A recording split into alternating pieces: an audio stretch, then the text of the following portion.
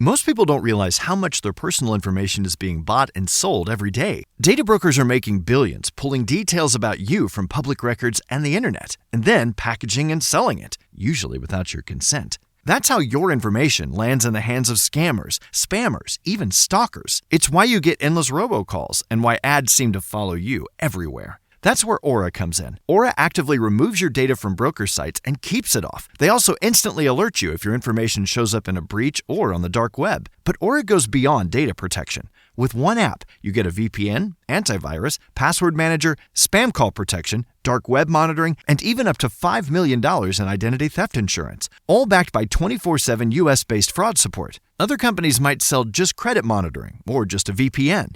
Aura gives you all of it, together, at the same price competitors charge for just one service. Start your free trial today at aura.com/remove. Protect yourself now at aura.com/remove.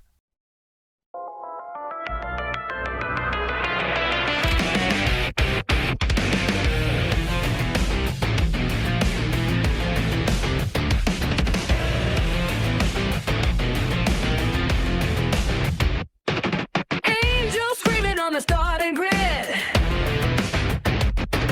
doing things that your father never did.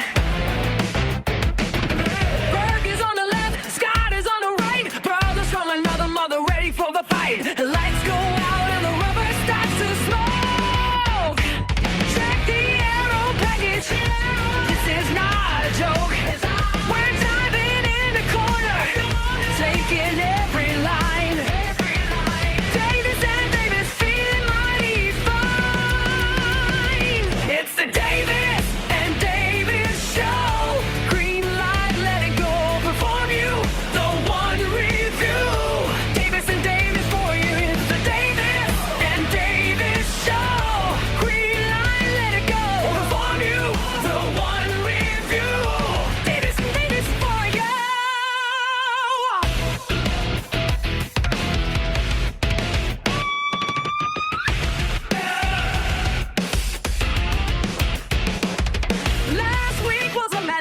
Track. Someone hit the wall and they ain't coming back. We break down the pit stops and the dirty air. The FIA is watching, we don't really care. Check the telemetry, see the sector times. Got a stalker strategy, burgers dropping right along the quarter mosa. Every single turn, we've got the high acting, let the fuel burn. It's the Davis and Davis show. Green light, let it go. Perform you, the one review. Davis and Davis for you. It's the Davis and Davis show. Green light, let it go. The one view, the one review. Davis and Davis for you.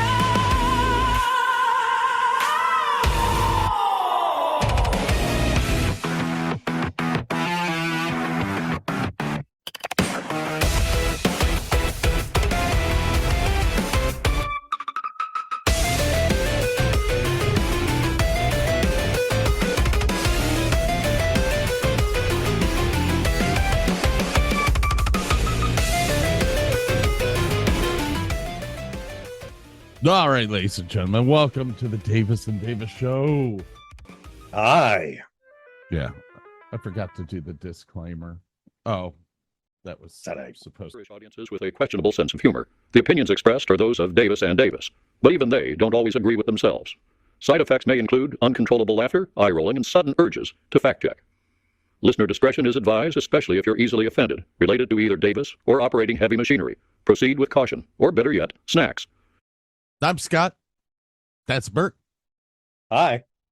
Just sent Burke a picture of the new little mini setup that I have. It's kind of nice being able to sit on a couch, a reclining couch, and run the whole show. If I fall asleep halfway through, Well, no why. oh well. We have a live studio audience now.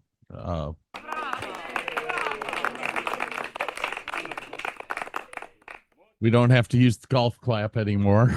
Well, Scott, what you drinking? Let's see here. I I broke all of the Italian rules and busted out the espresso maker and made a cappuccino.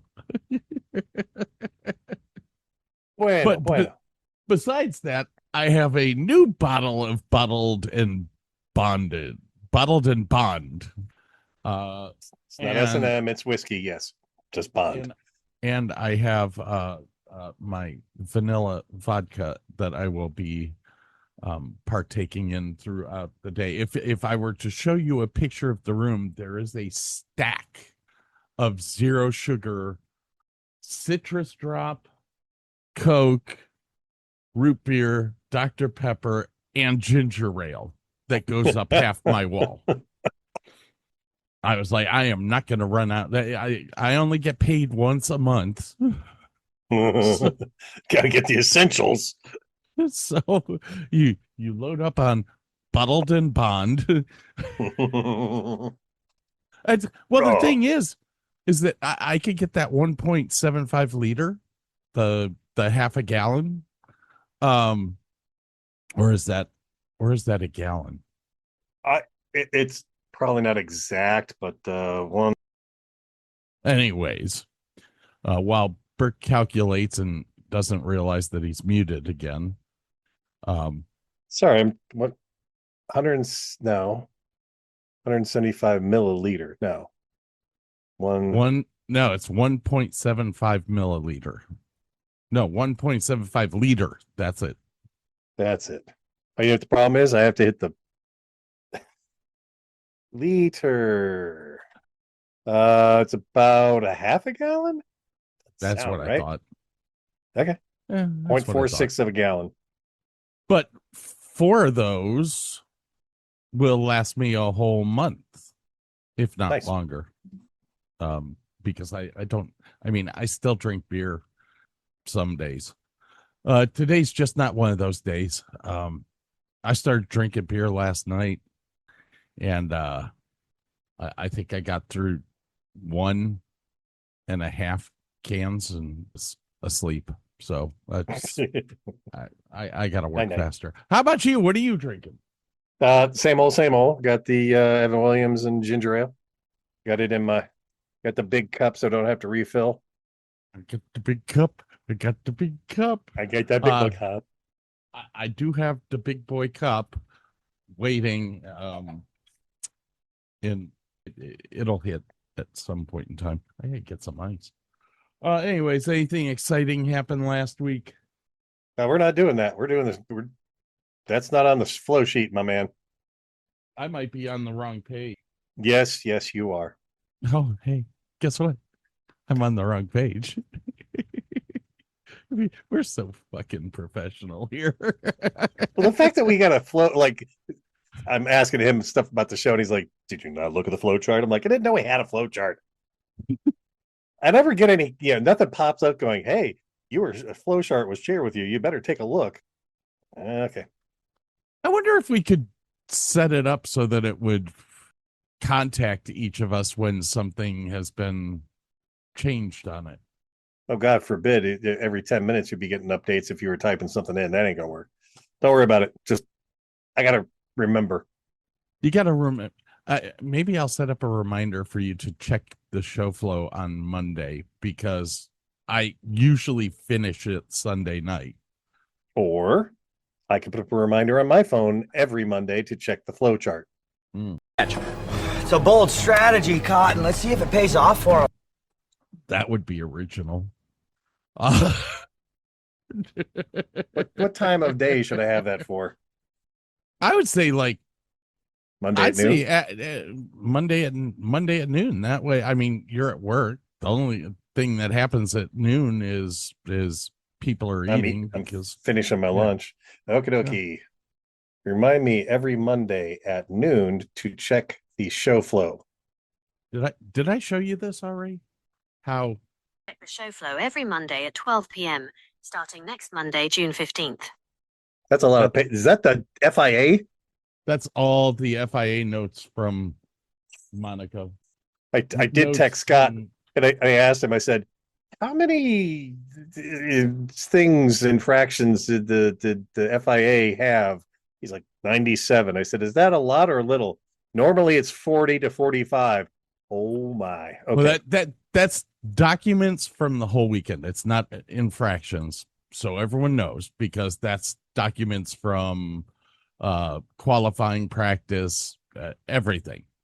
But each document is either an infringement or something happened, or it was a scheduled we check Investigation or yes. And I was actually amazed with the Monaco race. Well, like I was saying, it's usually between 30 and 40 pages. If there's a sprint race, it jumps from 40 to 50 pages.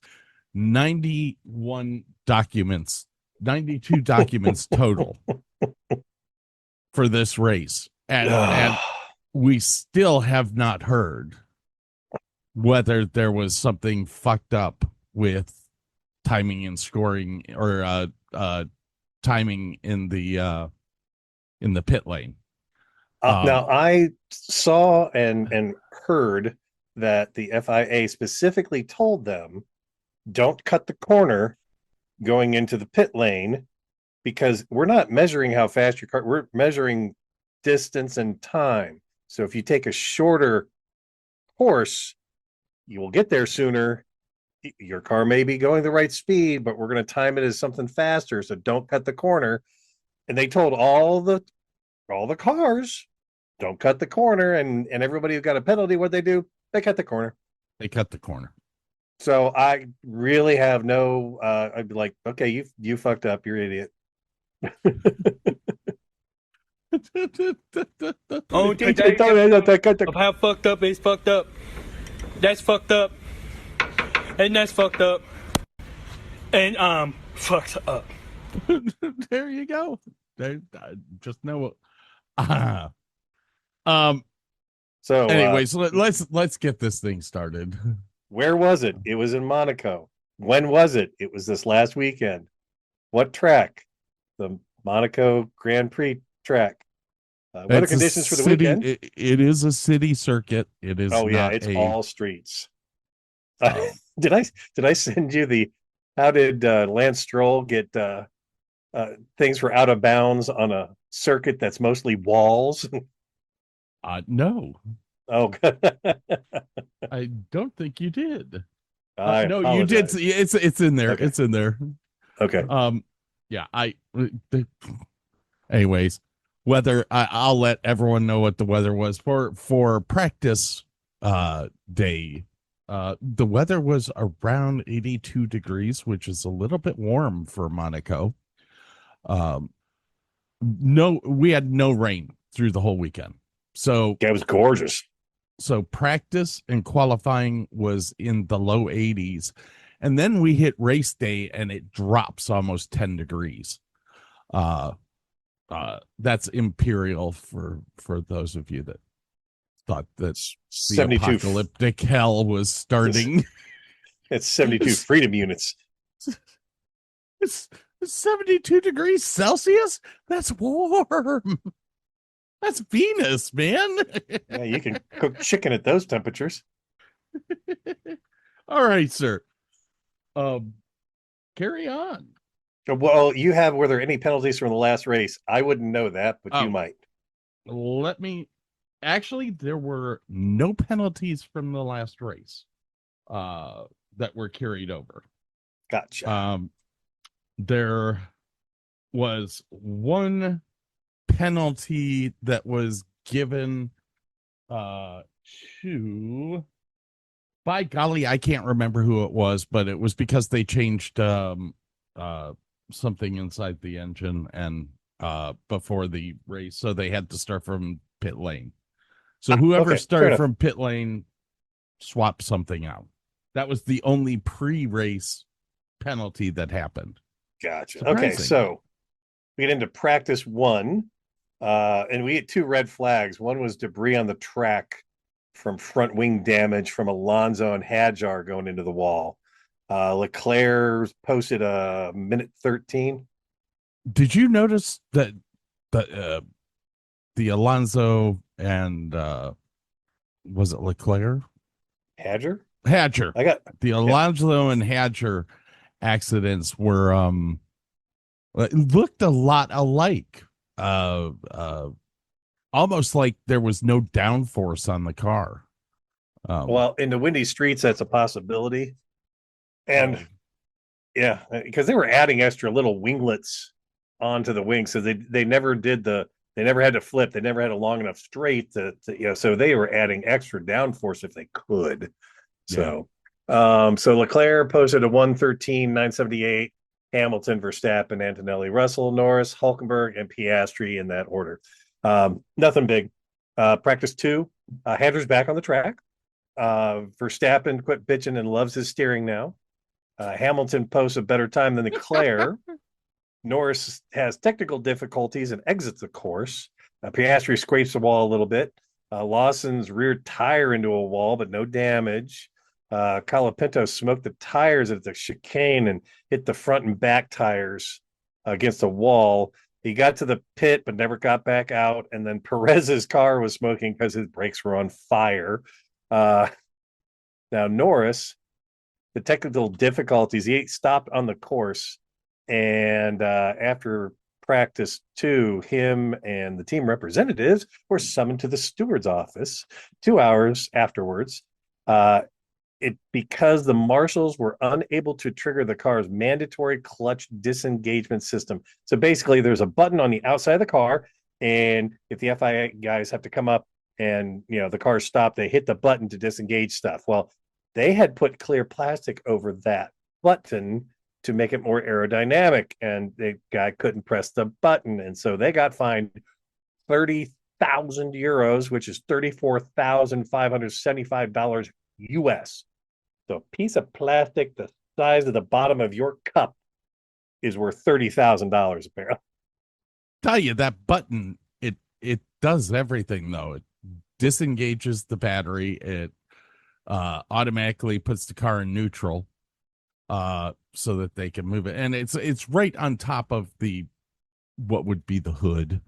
Okay, I wasn't sure if it was that or just right behind the cockpit on one side or something. So well, I don't remember if there are lights behind the cockpit that are supposed to tell the marshals whether it is a hot car, whether the batteries are engaged, whether the car is in neutral.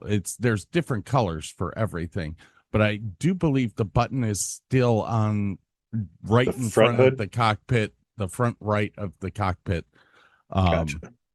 That because it's easier for a marshal to get to it than having to crawl over on either side of the car. Yeah. All right. Hamilton posted the best time of 1:13.026.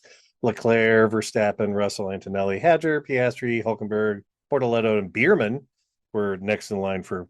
Yeah, we don't really count them much, but it's just kind of fun to know. This thing hurts. Practice 3 was very uneventful, except Ollie Bierman hit a wall, lost a rear wing near the end of practice. Most races, and then they had to stop and clean it up, and most racers eventually got 1 or 2 more laps in at the end. Antonelli was fastest for that. Behind him was Leclerc, Hamilton, Russell, Verstappen, Piastri, Bortoleto, Hadger, Norris, Hulkenberg, and Ocon.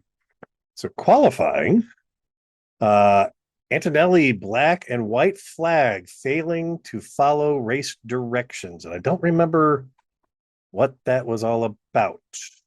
Are we into the race now? No, this is qualifying. Quali 1. Antonelli gets a black and white flag for failing to follow race directions. Bortoleto hit a barrier and broke his suspension. Lawson stopped at the end of pit lane. Don't remember what that was about. Sainz just gets into the 10th place on the very last lap. So the people that did not make the cut were Ocon, Perez, Bierman, Bortoleto, Alonso, and Stroll. The usual suspects.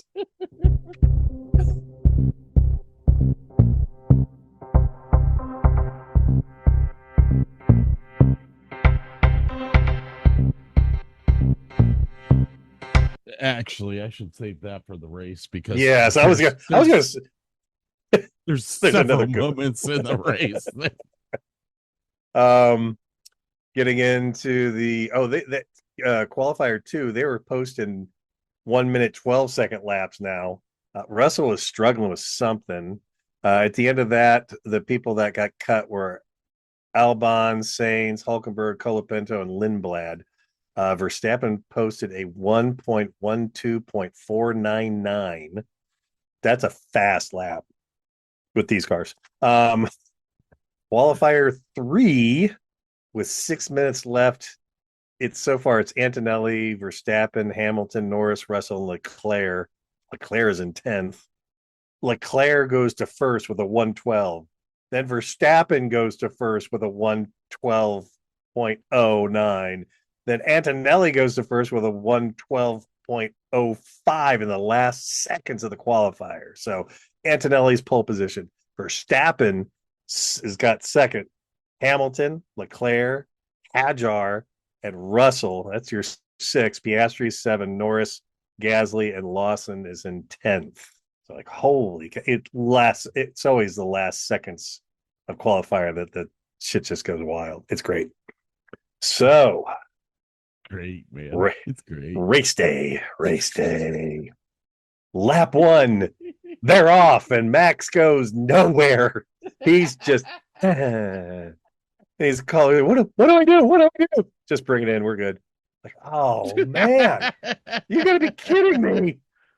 Well, and to top that off, I felt bad for Max. I did. Oh, I felt horrible. Anyways, carry on. So my wayward son. Max, poor Max, out. Man. What the? But I thought he was going to get rear-ended. Oh yeah, it was close too, man. But because of all that little kerfuffle, Hadjar bumped up to 4th, and Russell got up to 5th.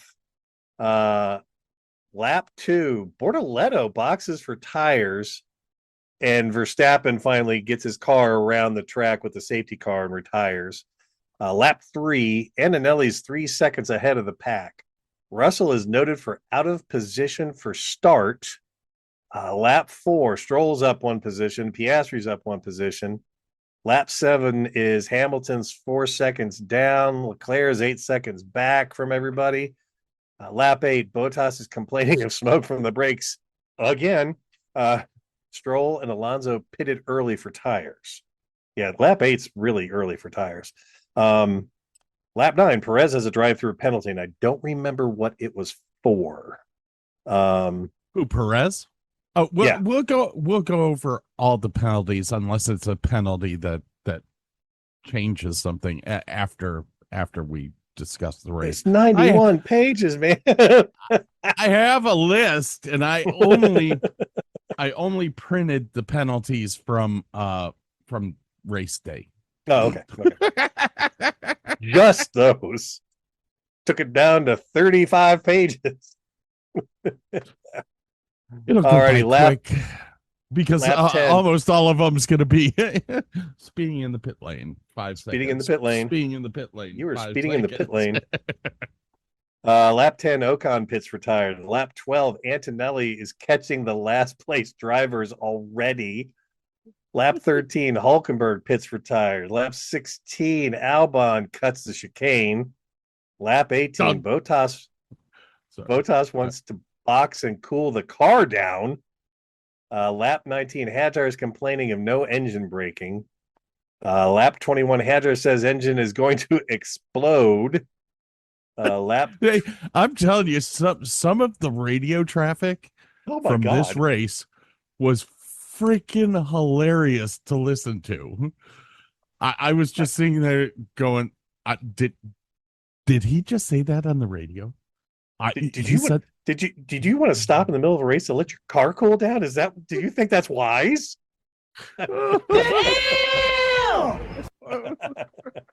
We're just gonna sit out for 5 laps. That'll be good. Can you imagine if Formula One gets to this where right? Well, we got to figure out where to take our 5-lap break because we need to cool the engine down. Need a cup of tea. I'm a bit peckish. Maybe a cucumber sandwich while I'm sitting here relaxing. Oh, all right. So Hajar is complaining that the engine's going to explode. Lap 23, Red Bull says, sorry, mate, no fix. Lap 28, Hajar cuts the chicane and Russell is calling for the place back. I don't think it happened, but we'll figure it out afterwards. Lap 29, Hamilton boxes for hard tires. Norris and Gasly, Russell and Hajar box for tires. Lap 30, Bierman boxed and retired the car. Lap 32, Norris is complaining of misfire. Russell boxes for hard tires. Lap 33, Hajar boxes. Russell passes. Hamilton, 5-second penalty for, say it. Pit lane. Speeding into the pit. Yeah. I can't talk now. Speeding in the pits. Lap 35, Norris is complaining of his power unit. Lap 36, Leclerc boxes. Lap 36, Russell is noted for, say it. Speeding in the pit lane. Lap 37, Antonelli boxes. Perez is noted for off track and gaining a place.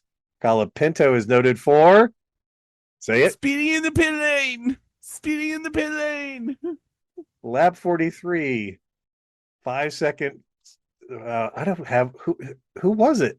Maybe it was Colapinto served as I don't know. I just said 5 seconds for speeding.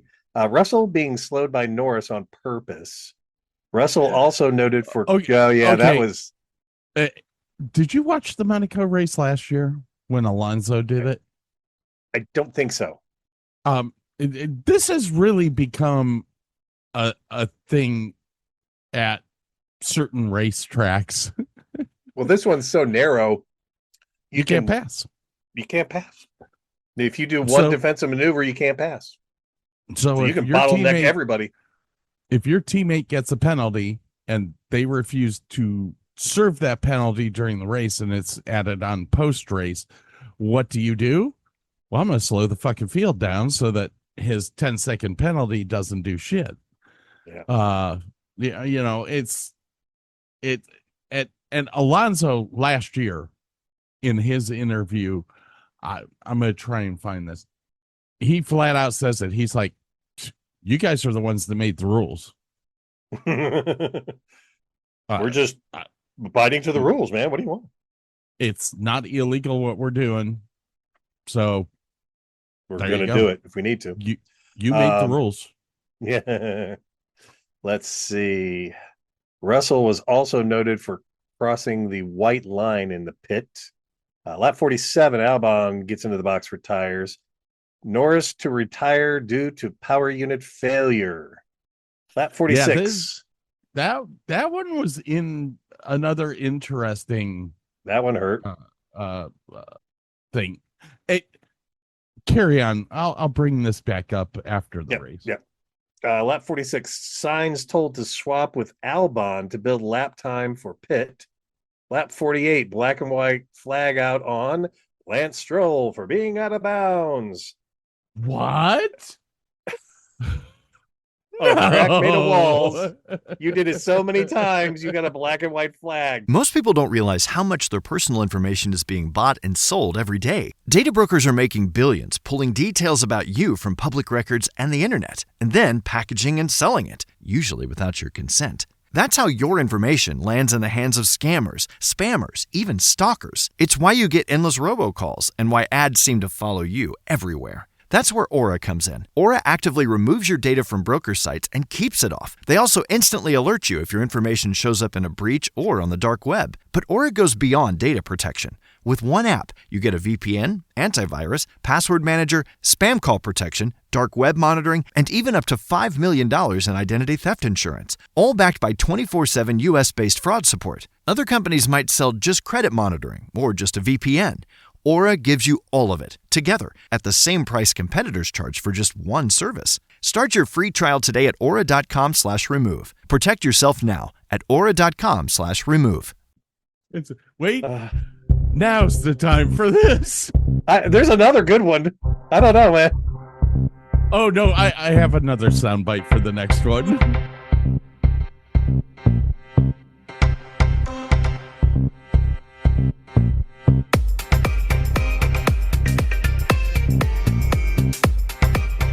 Ladies and gentlemen, it's now time for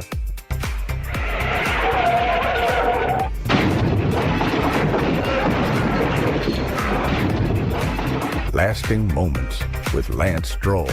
You pompous, stuck-up, snot-nosed, English, giant, twerp, scumbag, fuckface, dickhead, asshole! Geez, do we have to?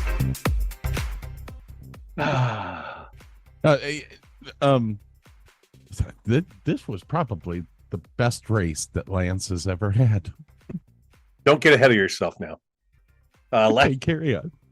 Lap 49, Piastri boxes. Lindblad passes Albon, who was slowing the group.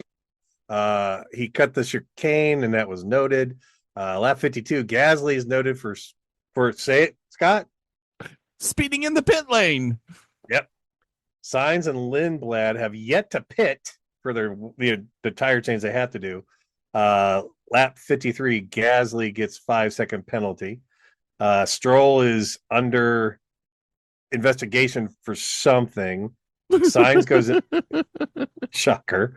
Sainz goes into the box, but he kept his place thanks to Albon. Then they traded their places back. Lap 56, Piastri penalized for, say it, Scott? Speeding in the pit lane. Yep. Antonelli starts complaining that something's wrong with the engine going uphill. Lap 59, Albon swap. I don't say with who. I must be an idiot. I was trying to type and watch the show at the same time. Hamilton. He made some sparks. His tires sparked on a barrier kiss. I was like, oh shit. That's the one that was coming out of the chicane. Yeah. They go through the big tunnel. They have a chicane, and then there's a barrier right there. And dude, they were showing some amazing fucking pictures. These cars get within a paper's width of this freaking barrier. It's like, holy shit. Speeding the pit.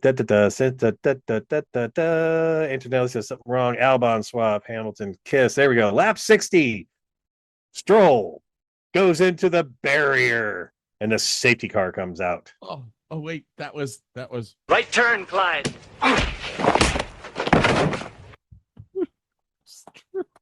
Hamilton went to the box, Piastri to the box, Leclerc to the box, and then after lap 62, all cars go into the pit lane. Kimmy's in for tires, Russ for tires. Bad pits for both. Wait, all cars went into the pit lane? That's what I have written down. Got a pit? I don't think so. We're busy now. You're what? Yeah. Eating ice cream. Ice cream! Yes, the red flag stopped the race. Leclerc was bitching about the pit. Hamilton didn't serve his penalty. Antonelli, because they stopped the race pretty much, and now Antonelli has lost his 29-second advantage. This little bastard was half a minute faster than everybody on the track. Yeah, that banning parts out of their engine really helped a lot. Yeah, apparently, yeah. Russell is asking on the radio, did he serve his penalty? Because he honestly didn't know, because he was sitting there behind somebody waiting for his. So yeah, safety car is out. How could you not know that you I didn't? don't know. No, he got on the radio and said that, hoping that the FIA would sit back and go, he was in the pit lane long enough. He'll be fine. No, you have to park your car. Nobody can touch it. Once a person touches it, the penalty is not done. That added on some time for him, didn't it? A little bit, just a little bit. So where Stroll wrecked Russell out, boy, I love me some Russell. So where Stroll wrecked out, there was this damage to the tarmac. That's the road for you and me. So they had to sweep up all the debris. They swept up all the loose crap. There were marbles from tires. There was chunks of road, all sorts of crap. So they got that all cleaned up. They line everybody up and they do another start, correct? Yep. Okay. Yeah, and this is the first time in probably 6 years that they have restarted a race with a standing start. Usually they do it behind. Usually they stop the race because of rain or something like that. Right. And they restart the race behind the safety car. This was the first time in a long time that I've seen them do it like this. It was great. I loved seeing another start. Yes. So they set out the guys that had been lapped to go around the course and then head up the rear, lined everybody up. They took off. Pretty much everybody kept their placement. And then Leclerc wrecks in the same exact place that Stroll wrecked. And the safety car's back out. And what do? We end up looking like a monkey fucking a football out there. So since the safety car is out, people have to come back into the pit. And Gasly was noted for speeding in the pit lane.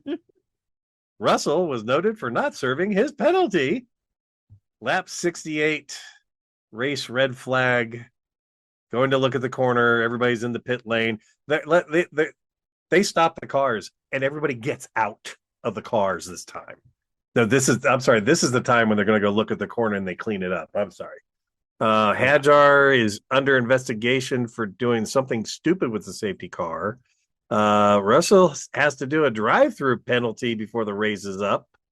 Russell hopped over the barriers and ran up the steps and talked directly to the stewards. Like, please don't make me do this. It's gonna hurt. Whip me, beat me, touch me. So, like, you had Antonelli, and then and then Hamilton, then Hadjar, Russell, Gasly, Piastri in that order. I'm sorry. They finished the race. They finally get out. They finish the race. Antonelli comes in first. Hamilton comes in second. Hadjar comes in third. Russell comes in fourth. Gasly comes in fifth, and Piastri comes in sixth. With 3 out of the 5 having penalties, Piastri might get a podium out of this.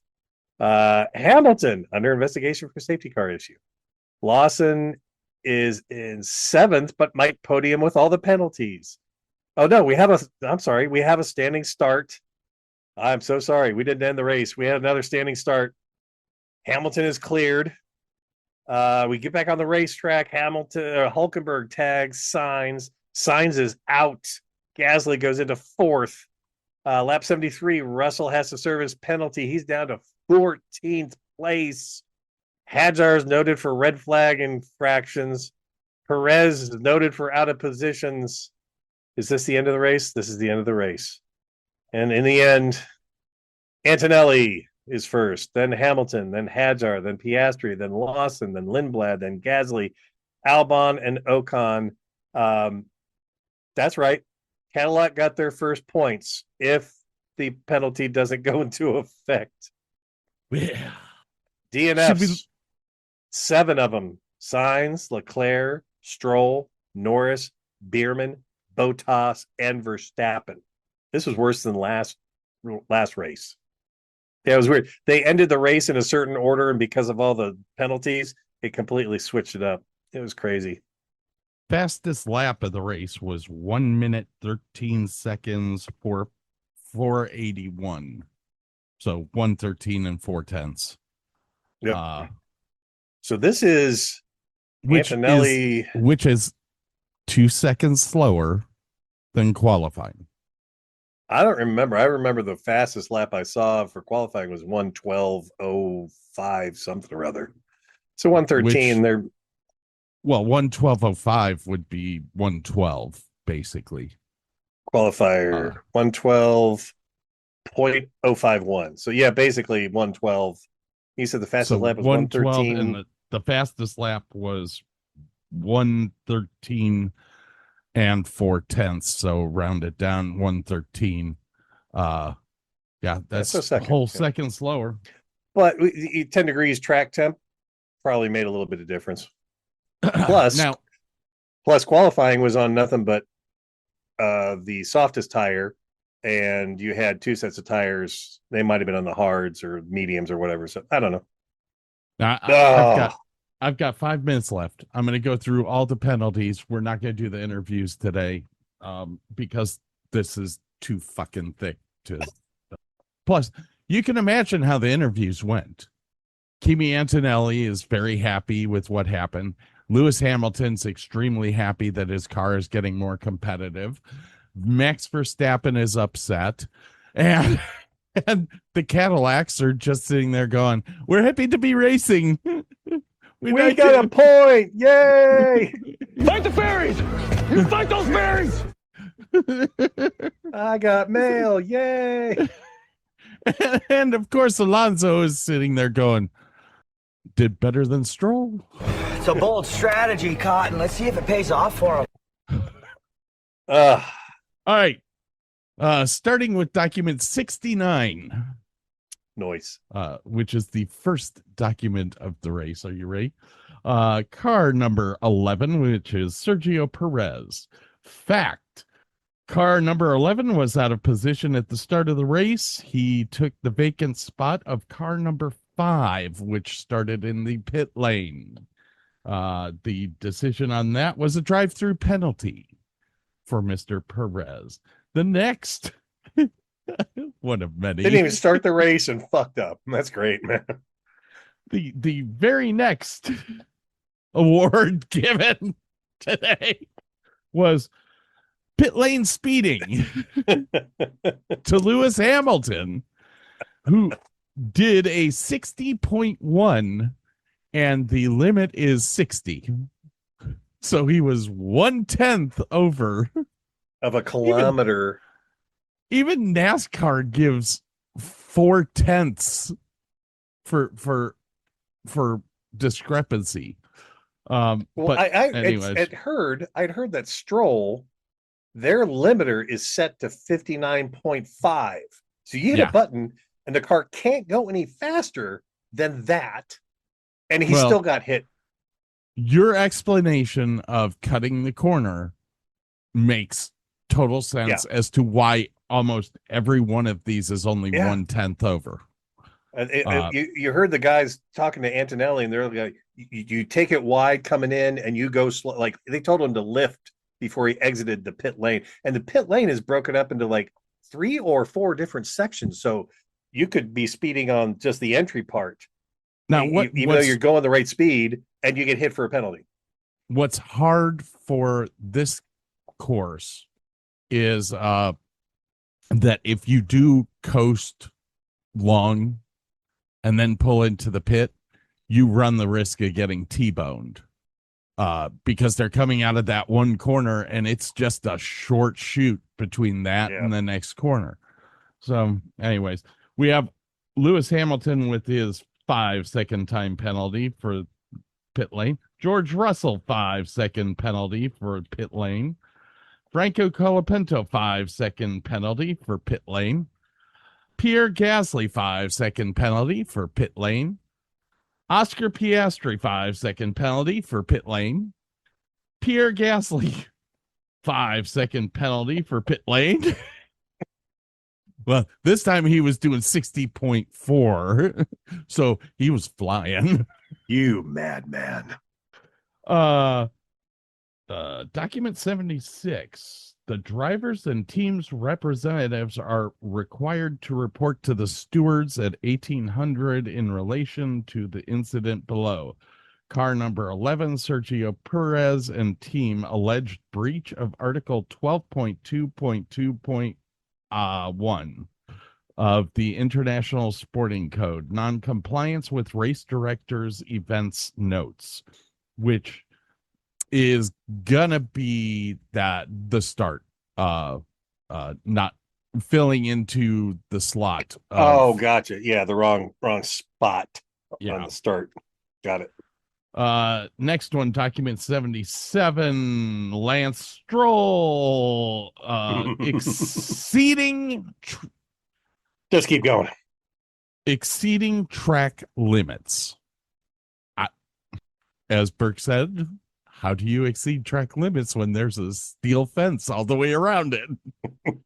Like it has to be the chicane. I could tell you later on. Do you have the track map? Like behind me? Do you know where?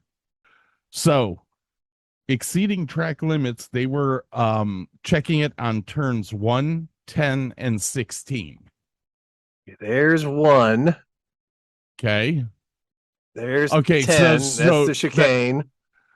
And then 16, which should be over by pool.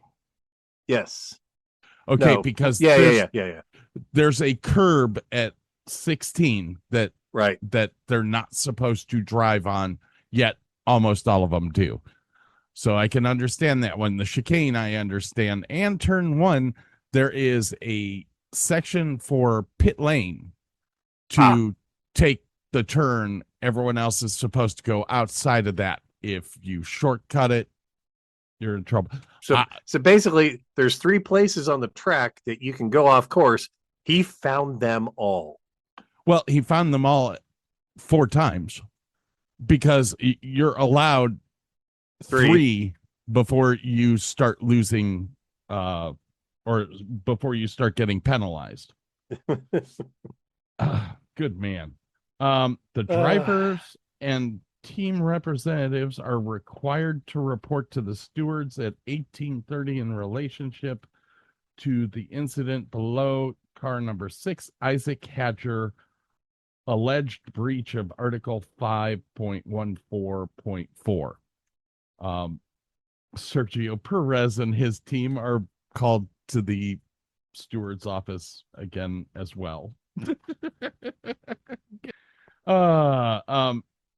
According to the technical delegates reports, during the suspension of the race, mechanics of Oracle Red Bull Racing Team were working on car number 6, performing operations not permitted during a red flag.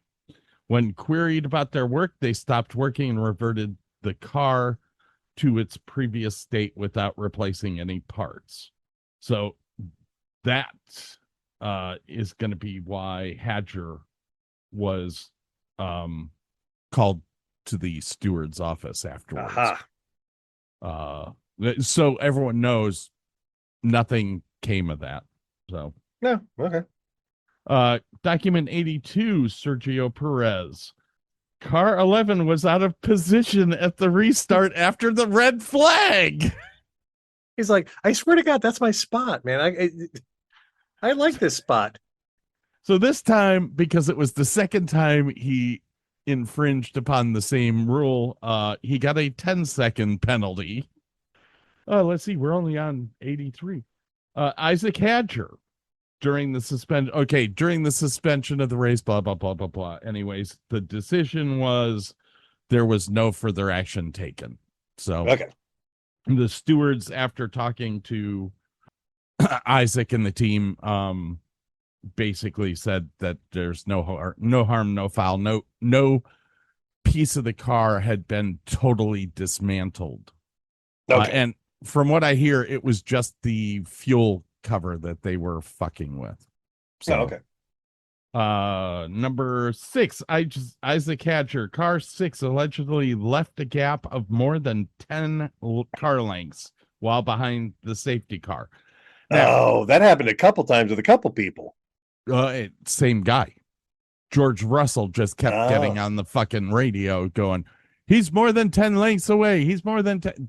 The problem was that both times that it happened, there was mitigating circumstances as to why he was that far behind. Like they were letting the lapped cars go by, and it was creating a huge gap between Lewis Hamilton and Isaac Hadger. Well, there was one time when Hamilton sped up really quickly, and he just didn't react in time, and he got this huge gap, and I got to hurry up and go. And there was that time. Then there was the time that they were letting the lap cars. But the thing about Lewis Hamilton speeding up like he did, there were cars ahead of him that did something, left the track or something, got out of line, and he moved up. So Yeah. both of those facts, the stewards said, yeah, Nah, he's fine. This is fine. But, Russell also complained about that time that Lewis sped up to catch up. And so Lewis was called in as well, and no further action on that one. Okay. Sergio Perez again. Car 11 failed to follow race director's instructions regarding practice starts. I don't know how. Poor Sergio Perez. He got his first driver's reprimand for the oh my infringement. Race deleted lap times. There were a lot of race deleted lap times. And literally all this does is keeps you from getting the fastest lap. Oh, whatever. It's not going to change anything, but as I said, it was all in turns 10, 16, and 1. And a lot of the names that are on it are Lance Stroll. Oh, there was also Norris. Lance Stroll and Lance Stroll. Yes. And Lance Stroll. I'm not going to go through that whole list because okay. So scrutineering after the race, all of the above items were found to be conform. So all of their technical inspections after the race, everyone was found to be within regulations, which includes Mercedes with their new engine parts that don't compress. Huh. Wow. Okay. All right. Document number 89. Nico Hulkenberg, car number 27. Car 27 collides with car 55 in turn 8. Infringement of the FIA sporting codes, blah, blah, blah. Thou shalt not run into another player. Now, was this they did a restart? And this was after the red flag. They did the restart. They're going into turn 8, which is going under the bridge, isn't it? I think it's under the bridge, right after the hairpin. Well, I remember them going through the hairpin, and there were like 6 cars that were side by side. I'd never seen 6 cars go side by side through the hairpin before. I was like, holy crap, somebody's going to die. Look at the map and figure out where turn 8 is. That is, let's see. 4, 5, 6, 7, 8. Yeah. So the hairpin is 6. The turn out of the hairpin is 7, and then 8 is when you go right into the. Right. It was turn 8. They clipped. The car went up, came back down, turned around, and was facing the wrong way. But he was facing right into a runoff, so he just pulled right into a runoff. How much signal I need to cut across 8 lane? None? I turn now. Good luck, everybody else. Well, Nico Hulkenberg was found to be at fault for that, and because there were 3 cars that were involved, but Nico Hulkenberg was the one that shoved himself up in an area that couldn't be seen in the mirrors, blah, blah, blah. Franco Colapinto was in that, and he was found to be not at fault. It wasn't him at fault. We already went through the finishing of the points as we stand now. Kimi Antonelli is at 156. Lewis Hamilton is at 90. Russell is at 88. This is a very interesting thing. Oh, by the way, what was the other one that I have highlighted? Fernando Alonso scores a point. That's right, ladies and gentlemen. Aston Martin scored a point. 1 whole point. Sergio Perez was slated to score a point, but his penalties took care of that. So Cadillac didn't get a point. They were so close. All right. So what do you think of this race? For a race that had 0 passing in it, it was one of the most entertaining I've ever seen. Yeah, it was a monkey fucking a football, that's for sure. We end up looking like a monkey fucking a football out there. It was, and at first, I sat back and went, this is all the FIA's fault. This is the FIA's fault. Later on, we hear that the drivers were told not to cut the corner at pit lane.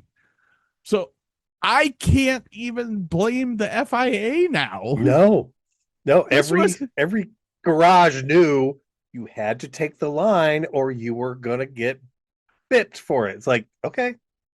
Yeah,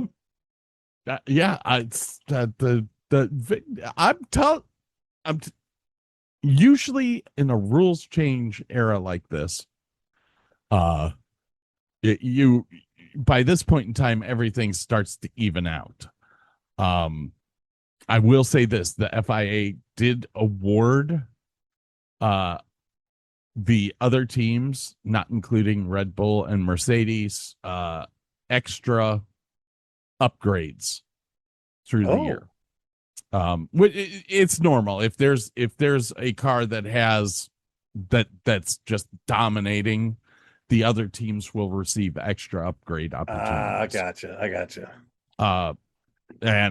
And the Mercedes has proven, even with the compression adding components removed from their engine, that car is fucking stout. But yeah, it's lightning. I will say this: the last time we had a big rules change like this, Mercedes did the same thing. That was how Lewis Hamilton got his 6 championships in a row or whatever he got. I can't remember. But as far as being fun to watch, yeah, it was chaos, which is fun to watch. I'm not gonna lie. We as racers love chaos. Especially if it's somebody else's car. What's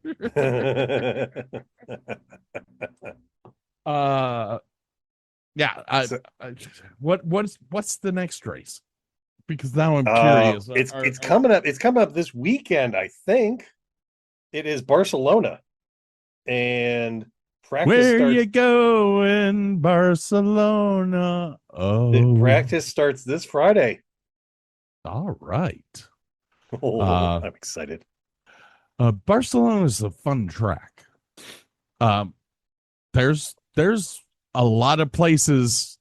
We'll have DRS back, or whatever you want to call it. Whatever you want to call it. That is a long straight. Good God!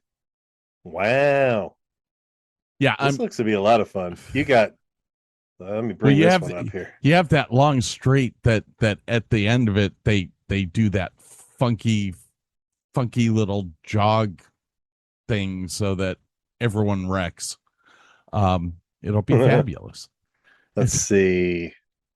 Okay, so corner number 1. Okay, I got it.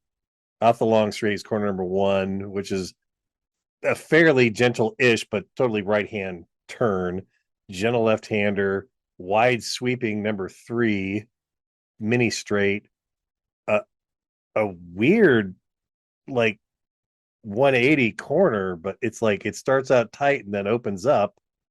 Then you got this obtuse lefter, a gentle lefter, a right and left. Oh my, this is going to be interesting. Yeah, they're going to run out of power on that straight. Oh my God. So you see, after this long front stretch, turn 1 and 2 is almost like a chicane. The track map doesn't show it as good as it should be represented. Turn 3 is sweeping and you are accelerating through the whole thing. So there's not going to be any battery gain there whatsoever. Right. You hit 4, you come back, you got 4 and 5 are both really tight turns. But one of my favorites is over here at 13 and 14. That is another sweeper that they used to fire up the DRS in the middle of 14. And they would you'd see cars just be like, oh fuck, oh fuck, oh fuck. But the front stretch is so long, even when they had naturally aspirated engines, you heard the cars as they went past the start finish line starting to hit the rev limiter because it's so long. This is a 4.6 kilometer track. We're only getting 66 laps. How many? We had 76 for Monte Carlo. There were 10 less laps because it's so big. Right. Because they tried to limit the race to what is it? 400 kilometers or something like that. Now this next one is 307 kilometers total. The fastest lap record was 118 by I don't know how to pronounce this guy's name. Ricciardo. Ricciardo. Ricciardo hit RICCIARDO back in 2018. He Australian guy. Used to drink out of his shoe when he won. There's some tradition to that for some things. Okay. Really, I think he's still a test driver for one of the teams. Made the mistake of leaving Red Bull because Max Verstappen was becoming the favorite, and he knew it. So he left Red Bull and went to, I think it was Renault, and Renault ended up sucking for like 2 years or 3 years. Then he went to another team and they demoted him down to a test driver. And I felt bad. He was one of the funniest guys. His interviews were fucking hilarious. Anyways, Barcelona is going to be a fun track to watch. I'm looking forward to it. I'm sure Burke is looking forward to it. Oh yeah. What else do we need to? That's it, man. That's it. Thank our sponsors and let us go. Yep. You can Southwind Racing, 344 Racing, Joe's Bar, there you go. Pit Crew Jobs, and last but not least, we get to say our goodbyes. Goodbye, everyone. Goodbye.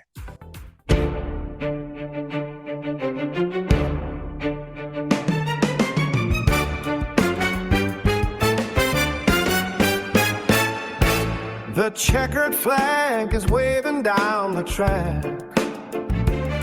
Another Sunday in books, no looking back.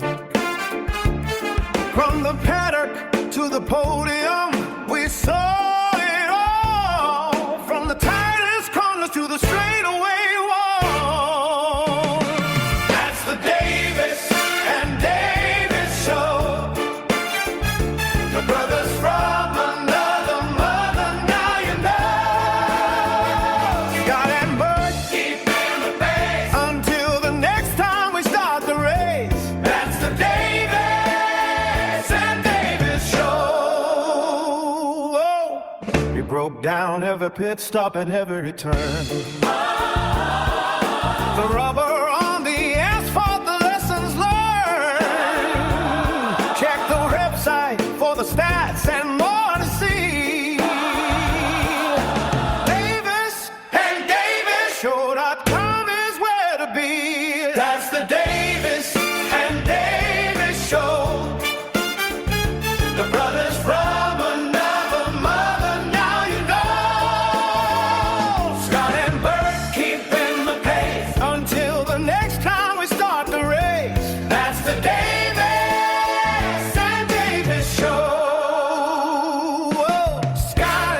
signing off the air. The fastest post-show review anywhere. Davis and Davis Show.com. See you at the next Grand Prix.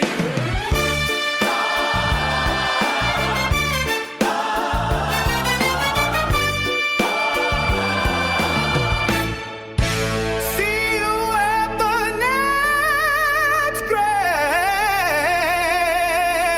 Prix.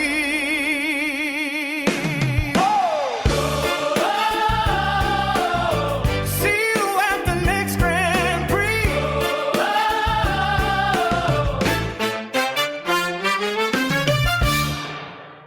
Most people don't realize how much their personal information is being bought and sold every day. Data brokers are making billions, pulling details about you from public records and the internet, and then packaging and selling it, usually without your consent. That's how your information lands in the hands of scammers, spammers, even stalkers. It's why you get endless robocalls and why ads seem to follow you everywhere. That's where Aura comes in. Aura actively removes your data from broker sites and keeps it off. They also instantly alert you if your information shows up in a breach or on the dark web. But Aura goes beyond data protection. With one app, you get a VPN, antivirus, password manager, spam call protection, dark web monitoring, and even up to $5 million in identity theft insurance, all backed by 24/7 US-based fraud support. Other companies might sell just credit monitoring or just a VPN.